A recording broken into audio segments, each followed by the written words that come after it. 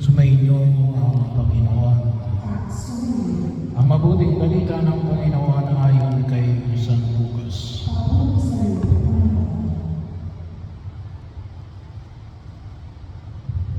Noong panahon yun, umahon si Jesus sa isang burol at magdamag doong nanalangin. Kinaumagahan, tinawag niya ang kanyang mga alagad at pumili siya sa 12 sa kanila na tinatawag niyang mga apostol.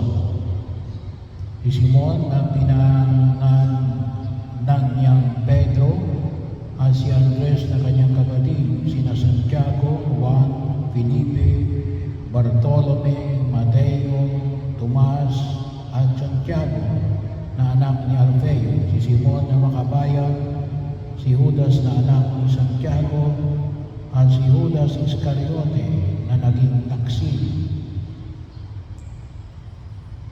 Bumaba si Jesus kasama sila at tumayo sa isang patag na lugar. Naroon ang marami sa kanyang mga alagad at napakaraming tao buhat sa Judea at Jerusalem at sa mga bayan sa baybaying dagat ng Tiro at Sidon. Pumaroon sila upang makinig sa kanya at mapagaling ang kanilang mga karamdaman.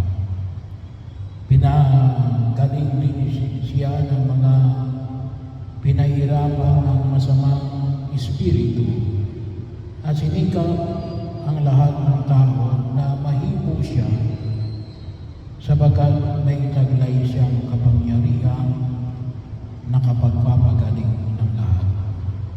Ang mabuting balita